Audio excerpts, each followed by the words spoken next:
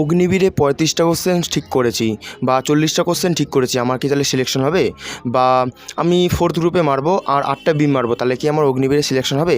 এই সমস্ত প্রশ্নের উত্তর আমি এই ভিডিওর মাধ্যমে দেবো। তো চলো ভিডিওটা শুরু করি। যে অগ্নিবীরে তোমাকে মিনিমাম কটা কোশ্চেন ঠিক করতে হবে? দেখো, অগ্নিবীরে পরীক্ষায় তোমার যদি রিটেন কোয়ালিফাই করতে হয় ফার্স্ট লিস্টের মাধ্যমে, তাহলে তোমাকে মিনিমাম 35টা কোশ্চেন ঠিক করতে হবে। 30টা কোশ্চেন অনেক সময় তোমার ফার্স্ট লিস্ট কভার হয়ে যায়, তবু অনেক সময় কোশ্চেন যদি অতি সহজ হয়ে যায় তখন কিন্তু প্রবলেম হয়। তখন 35টা কোশ্চেনে কিন্তু তোমার ফার্স্ট লিস্টে আসে নাম, ঠিক আছে। অনেক সময় কিন্তু 40 নাম্বারে, মানে অন্যান্য এআরওতে, ঠিক আছে, উত্তরপ্রদেশে এআরওর দিকে ওরা ওখানে 40টা কোশ্চেন ঠিক করার পরও কিন্তু তাদের ফার্স্ট লিস্টে নাম আসে, ঠিক আছে। তো এটা হচ্ছে তোমার কোশ্চেন মাঠে কেমন কি কেমন নাম্বার আনতে হবে, ঠিক আছে, কোন গ্রুপে মারলে আমার একদম পাক্কা সিলেকশন হবে।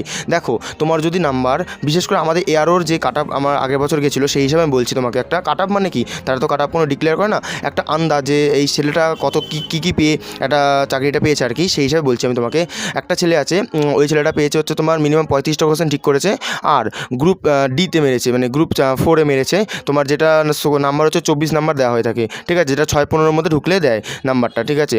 আর 8টা বিম মেরেছে, ঠিক আছে, মিনিমাম 8টা বিম মেরেছে, 8টা না 9টা বিম মেরেছে, এরকম 9টা বিম মেরেছে। আর মেডিকেলে তো ফিট ছিলই আর কি, ঠিক আছে। তো তুমি নাম্বারটার দিকে দেখে নাও, তো আশেপাশে দেখতে গেলে। আর তার বি সার্টিফিকেট ছিল, ঠিক আছে, এটা জেনে রাখবে যে বি সার্টিফিকেট ছিল। বি সার্টিফিকেটে মিনিমাম 20 নাম্বার পাওয়া যায়, 20 নাম্বার মতো পাওয়া যায়, 20 নাম্বার পাওয়া যায়। তো ওভারঅল দেখতে গেলে তার মিনিমাম 126 না কত সামথিং নাম্বার ছিল, ঠিক আছে। তোমরা আন্দাজ করে নিতে পারো যে মিনিমাম তোমাদের 130-এর কাছাকাছি যদি তোমার নাম্বার থাকে, তাহলে তোমার যে কোনো একটা লিস্টে নাম আসবেই আসবে। ফার্স্ট লিস্টে না আসলেও তোমার সেকেন্ড থার্ড লিস্টে নাম আসবেই আসবে, ঠিক আছে।